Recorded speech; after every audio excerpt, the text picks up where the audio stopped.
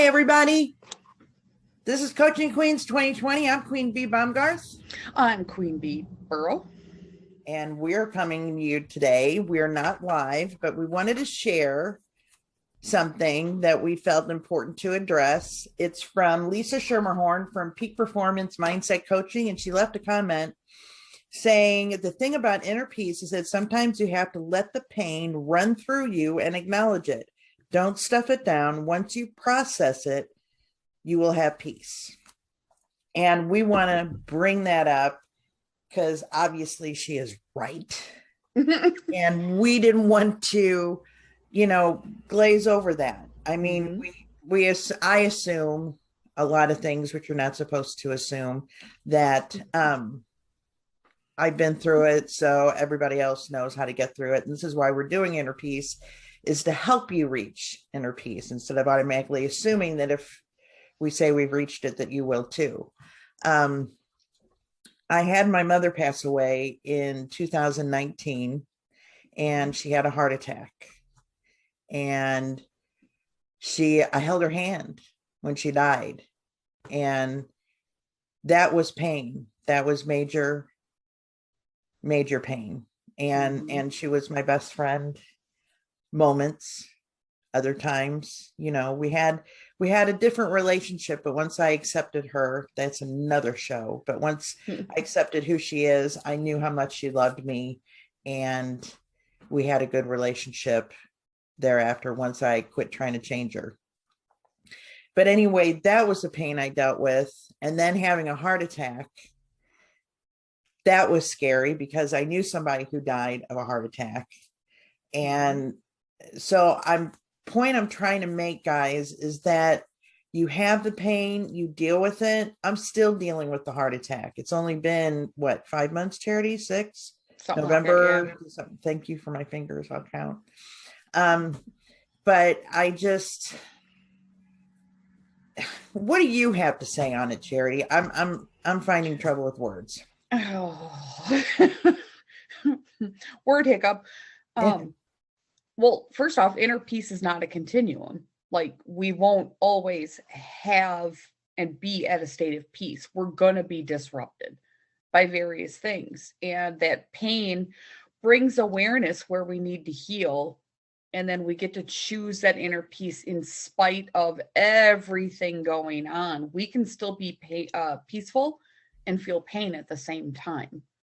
Without that pain, we can't appreciate happiness. We can't appreciate joy, but we can always hold on to that inner peace that's inside. And especially with the kids, it's real prevalent. They go to full emotion in like 2.3 seconds. They're kids. It's what they do, And so they want to approach everything from how they feel, and teaching them how to pull that logic up and be like, okay, hold on, this is what I feel. It's okay. It's acceptable. I can feel this, but I can also be at peace while I process this. I don't need to react in a fit of rage in the moment. I don't need to make threats.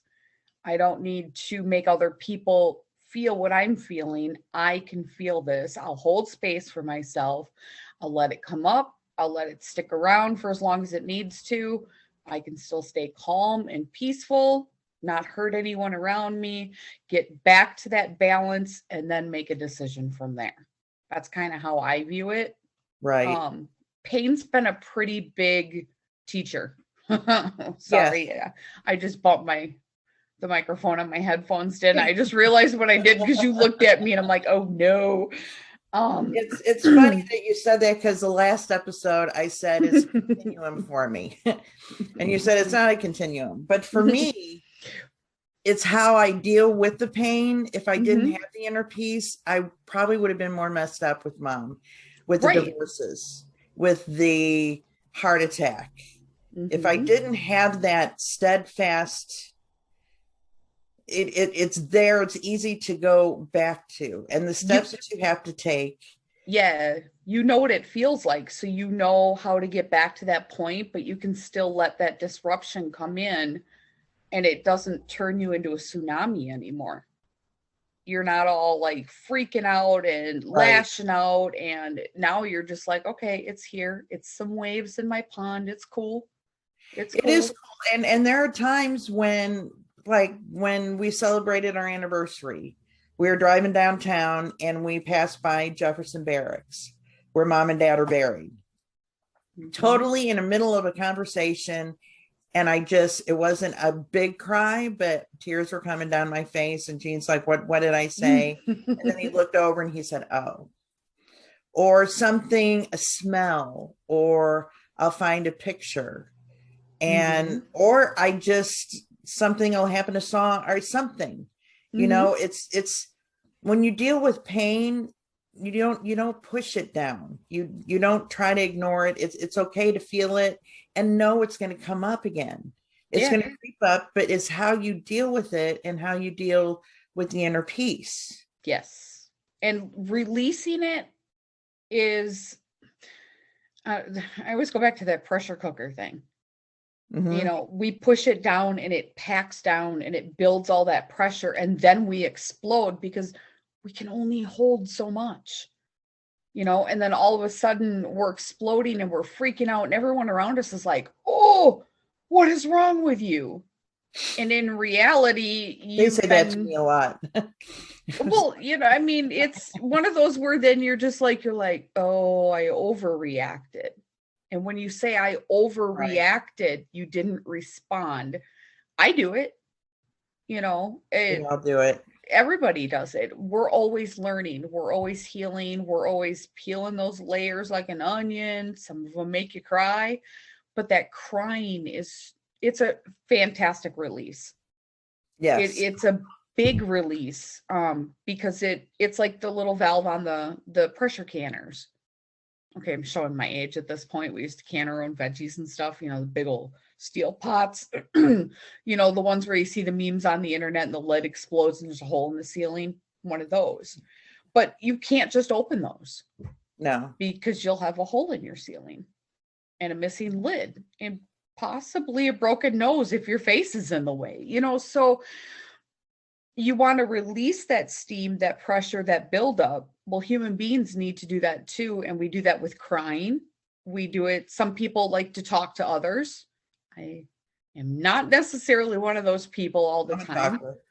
Yeah. Because you talk your way, you get yourself through it and you'll start out.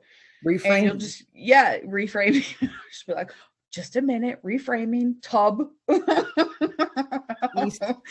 Yep. We have certain words that we don't want to give energy to, but tub.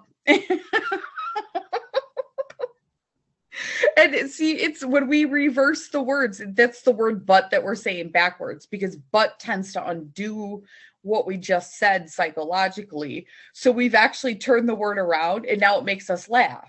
So even in the middle of something where we're trying to walk each other through it, we bust out laughing and we shift that energy immediately.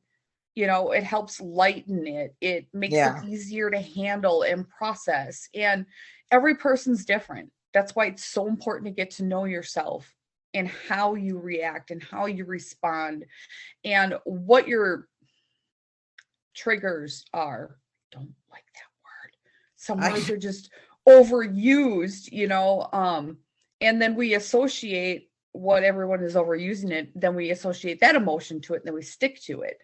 So allowing yourself to flow, there's my word again, flow with what comes up, what goes down. That's life. There's plethora of feelings. That's my word. There you go. Look at us go. Caffeine kicked in. But I have to tell you that I had an appointment with my psychiatrist yesterday. And I'm being honest about it, guys, because some people need it, some people don't. And I have medication. I have an ADHD and I have depression and anxiety. And I talked to him and I gave him homework. I talked to him about the Ho'oponopono and he said he was going to look that up. And some of the authors, we had a workshop with C-Suite with Dr. Randall Bell. And he's going to look him up, who dealt with, Ugh, brain fart again. PTSD.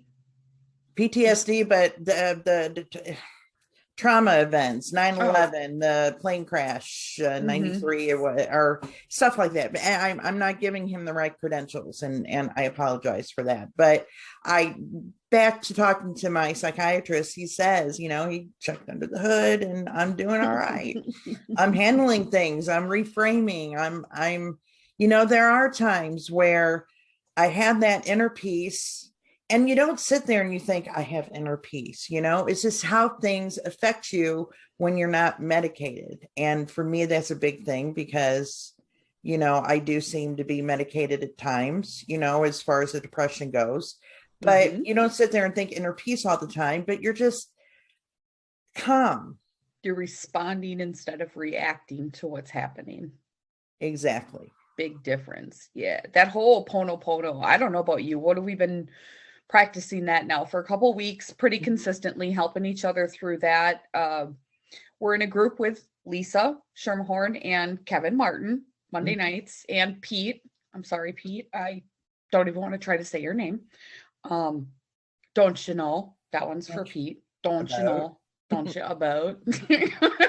We have way too much fun with words. But it's a great group of people. And the whole Pono, it's Hawaiian, and it means to make right when you actually translate it. And it's about 100% taking responsibility for our emotions, how we react, how we respond, what we're going to choose to give our energy to and what we're not going to. And a lot of times we need to forgive ourselves on a really deep level. And that's hard. It's one of the hardest things, because then you'll get that feeling where you're like, but I didn't do anything wrong. Hey, ego, how you doing? We're all a part of everything that we witness, that we experience. So we really do need to take responsibility. Even if we're just present there, we're still there, and we are affecting what is happening in front of us simply by being present. Our energy is doing it. So that whole Pono, being able to say, I'm sorry, please forgive me, thank you, I love you, even when you don't know where that angry emotion or that sad emotion is coming from, it allows you to let go of it. No strings attached, no judgment. You start to feel it letting go. And the more consistent you are with it, I think the more profound and powerful it really is. It's like 2.5 weeks pretty consistently where we work with each other on it. We've got cards, we'll say it to each other when we're on the phone and one of us is struggling. We Ho'oponopono each other, but it helps clean that energy connection we have between us, and it softens that immediately. I've got the kids doing it. Well, hopefully we can have Kevin and Lisa on the show and they could explain it. That would be wonderful. So Kevin and Lisa, hey. Yeah, how you doing? True. But story. I want to tell you, we're a little I'm a little lethargic today because I had my vaccine yesterday. Your second one. The second one. So I'm feeling a little sluggish, even with some caffeine. I could probably take a nap, but also I want to explain Larry Walters from SETI Straps. Yeah, check this out. Guys. Check it out. Look at that. Isn't that awesome? Look at no more karate chopping in bed with my phone. I'm so excited. Hold it up like this. You can see my face though, but hold it up and holds the phone. And with me having MS, I don't have to hold the phone, and you're able to work it like this, and you could take a selfie. Yes. And you know how you struggle holding the phone and trying to get your thumb over there with the strap. It works. It works great. And it's real thin, and it's right there at the camera, and it comes out where the auxiliary where you plug it in to charge it. And it is so thin, you don't even see. The pictures are great. It's really comfortable on there, and it's extremely comfortable. I like how soft it is on my hand, because I had one of those ring things on the back. Yeah. Because my parathyroids are paralyzed, so I can't regulate like caffeine level or calcium levels very well. So when they start to drop, my hands cramp. Okay, so my whole body cramps, and my kids call it the dying process has begun. I may have had an episode 2 years ago, but that's a different show. And so holding my phone, I'll be holding it, and all of a sudden my hands cramp, and then I'll spit my phone out, and it goes shooting across the floor, and I'm like, crab hands, help. And the kids have to pick it up and pry my hands open and try to put my phone back in it. So one of them bought me the ring, like if that sticks to the back. Well, Right. it's cracked and broken. I super glued it to the back of my phone. You and super glue.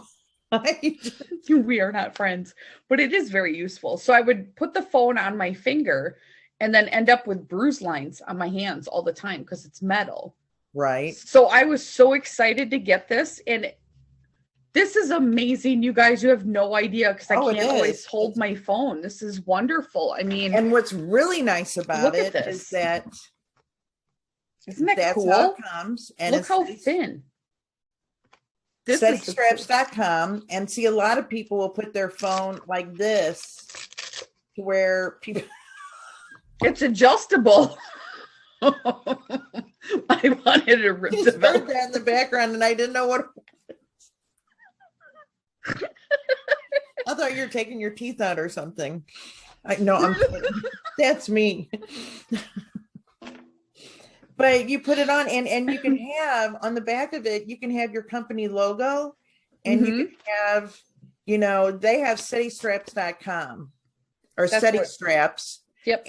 And so a lot of people, for privacy issues, when you're in a meeting, will have your phone down, and people will be able to see that. But I went to get my vaccine, and I was holding it like that, and they said, "What is that?" Steady Straps. And I was telling 2 or 3. I told Judge, I told 2 or 3 people about it, and SteadyStraps.com. But we don't want to take too much of your time, folks. So I'm going to end and saying, the Lord bless you and keep you. The Lord make his face shine upon you and be gracious unto you. The Lord turn his face towards you and give you peace. How does inner peace work for you guys? What makes your heart happy? Exactly. Leave comments, all right? And it was great Yes. seeing you. Bye, everybody. Bye, guys.